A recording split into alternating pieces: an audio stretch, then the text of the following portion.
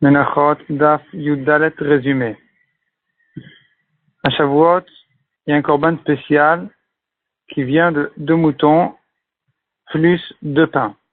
Les moutons, quand on leur fait la shrita et la vodot qu'il faut, ça permet aux kohanim de manger les pains.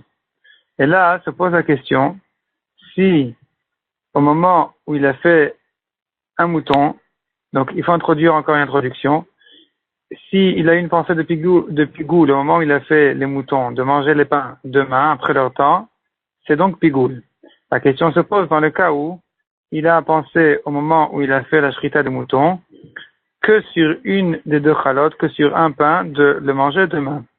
Selon Rabbi aussi, seul ce pain-là est pigoule, le deuxième est kasher. Le deuxième il est pas soul, mais il n'est pas pigoule. Il n'est pas soul midrabanan, mais il n'est pas pigoule midoraita. Selon Chachamim, dès qu'il a pensé sur un pain, les 2 pains automatiquement deviennent pigoule.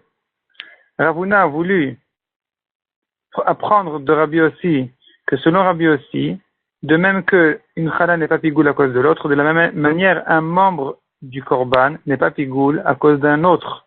C'est-à-dire que s'il a pensé à manger un membre du korban demain, ce membre-là il est pigoule, mais le reste du korban n'est pas pigoule. Ravuna renforce ses paroles par une separa et par un pasouk et par une rachat d'un pasouk. Mais la Gemara objecte ce chidouche-là de Ravuna, la Gemara l'objecte 3 fois, et donc la Gemara n'est pas d'accord avec Ravuna dans la Maskana.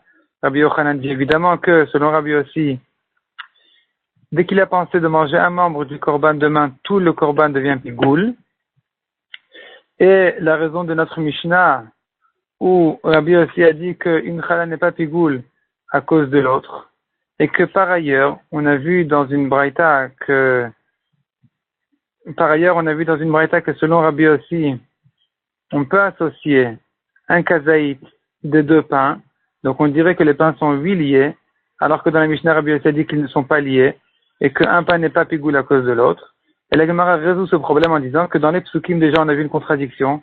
D'une part, le pasuk appelle les 2 pains au singulier, comme s'il n'en était qu'un. D'autre part, on voit que les psukim les considèrent comme 2. Donc c'est de là qu'on apprend que tout dépend de la personne, tout dépend du Kohen. Si le Kohen en a fait 2, il n'a pensé qu'à manger un des 2 pains demain, il n'a pas pensé au deuxième, le deuxième n'est pas pigoule. Tandis que s'il les a associés dans sa pensée, et qu'il a dit je vais manger un kazaï des 2 pains demain, là on peut associer les 2 pains en disant que même un demi-kazaï de chacun des 2, puisqu'il les a associés dans sa pensée, ça devient pigoule, comme la Torah l'a considéré dans un des 2 psukim comme une seule chose, un seul korban, un seul pain.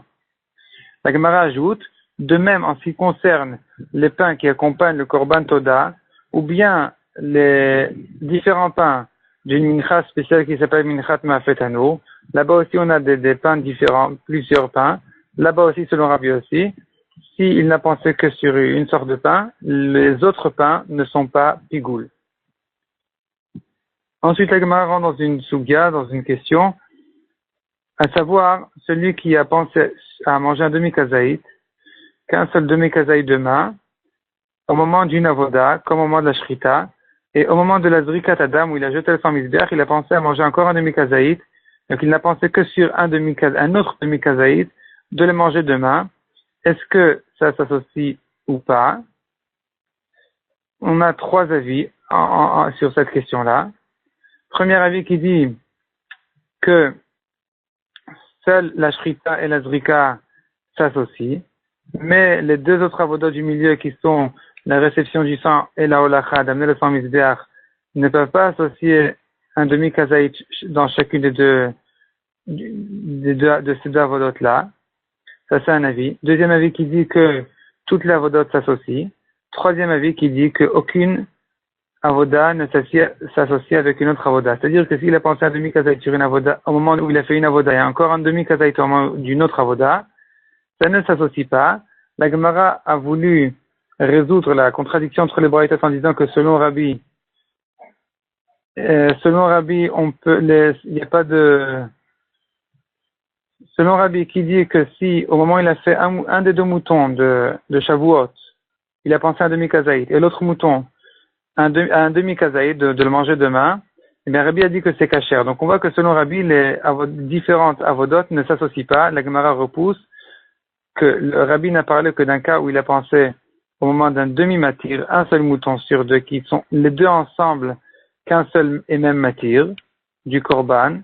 Donc puisque les deux moutons ensemble, ils viennent permettre le korban, les pains, chaque mouton n'est considéré que comme un demi-matir, et c'est pourquoi on ne peut pas associer un demi-kazaït d'un demi-matir avec un demi-kazaït qui a été pensé au moment d'un autre demi-matir.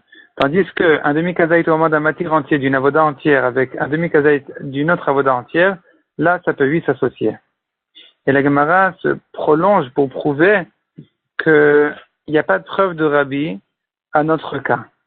Donc, Rabbi, effectivement, dit que dans un demi-matir avec un demi-matir ne s'associe pas, mais un matir entier avec un matir entier, donc une avoda avec une avoda, peuvent s'associer peut-être même idoraita, et c'est quand même pas la raison de dire que dans un demi-matir, ça devrait au moins être pasul midrabanan. Même midrabanan, Rabbi n'a pas vu de raison suffisante pour l'interdire. Malgré que, éventuellement, Rabbi pourrait penser que dans un matir entier avec un autre matir entier, on pourrait les associer même peut-être minatora.